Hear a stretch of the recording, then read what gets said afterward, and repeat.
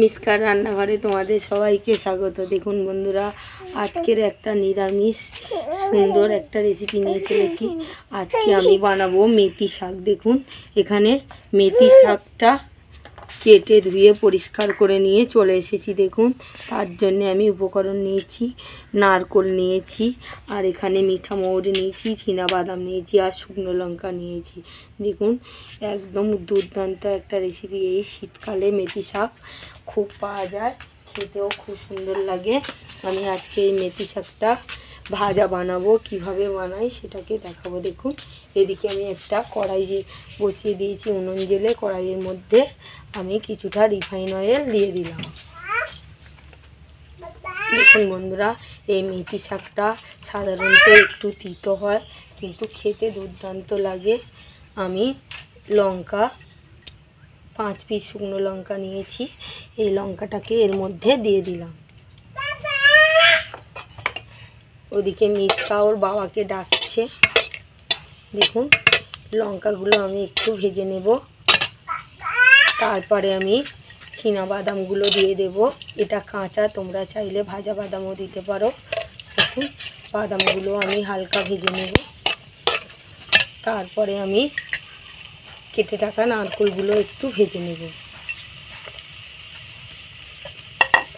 দেখুন এইভাবে একবার হলেও এই মেথি শাক ভেজে খেয়ে দেখবেন, দুর্দান্ত লাগবে খেতে। দেখুন এখানে আমি এবার একটু অল্প সামান্য লবণ দিয়ে দিলাম। দেখুন লবণটা দিলে অনেকক্ষণই এই নারকেলটা মুচমুচে থাকবে। আর দেবো অল্প সামান্য হলুদ গুঁড়ো।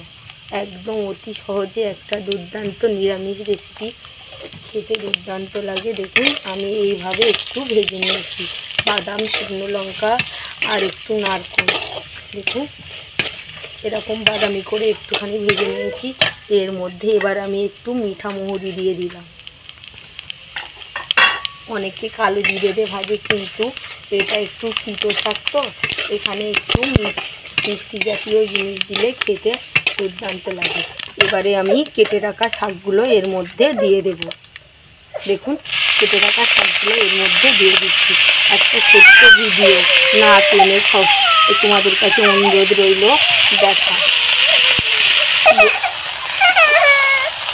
বন্ধুরা এতে লবণ দেওয়া আছে, আরও আমি অল্প সামান্য লবণ দিয়ে একটুখানি ঢাকা চাপা দেবো, যাতে শাকটা একটু নরম হয়ে আসে। দেখুন এইভাবে আমি একদম অতি সহজে বানিয়ে ফেলবো একটা দুর্দান্ত টেস্টি মেথি শাকের ভাজা। দেখুন এইভাবে আমি একটু ঢাকা চাপা দিয়ে দেবো। দেখুন বন্ধুরা, আমি ঢাকা খুলে দেখে নেব শাকটা কেমন নরম হয়েছে। দেখুন কত সুন্দর হয়ে গিয়েছে, নরম হয়েছে। শাকের থেকে যে এক্সট্রা জলটা ছিল দেখুন মরে এসেছে। এখানে এবারে আমি হালকা সামান্য হলুদ গুঁড়ো দিয়ে দেব। দেখুন একদম অতি সহজে এই একটা দুর্দান্ত শাক ভাজা, খেতে দুর্দান্ত লাগে। দেখুন এইভাবে আমি অল্প সামান্য হলুদ গুঁড়ো দিয়ে দিলাম। আর শাকটা একটু তিতো ভাব থাকে, কিন্তু খুব টেস্টি। এর মধ্যে আমি একটুখানি চিনি দিয়ে দিলাম, একটু চিনি দিলে খেতে দুর্দান্ত লাগে। দেখুন এবারে আমি আর ঢাকা দেব না, আরও 5 মিনিট এইভাবে আমি শাকের মধ্যে যে এক্সট্রা জলটা আছে শুকিয়ে নেব। দেখুন এইভাবে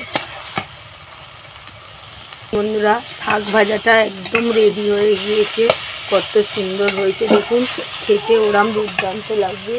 এই একটা ছোট্ট ভিডিও যদি ভালো লাগে লাইক করো, শেয়ার করো, কমেন্ট করো। আর আমার মিসকার রান্নাঘরে নতুন যদি বন্ধু হয়ে থাকো, এরম নতুন নতুন রেসিপি পেতে সাবস্ক্রাইব করে দিও। দেখুন এখানে একটু আমি আবারও একটু রিফাইন অয়েল দিয়ে এবারে আমি নামিয়ে নেব। দেখুন এই শাক ভাজাটা খেতে দুর্দান্ত লাগে। একবার হলেও এইভাবে একটু নারকেল দিয়ে এইভাবে শাকটাকে ভেজে খেয়ে দেখবে, আর একটুও তিতো ভাব লাগবে না, খেতে দুর্দান্ত লাগবে। সবাই ভালো থেকো, সুস্থ থেকো, আর আমার মিসকার রান্নাঘরে একটু সাপোর্ট করো। সবাই ভালো থেকো।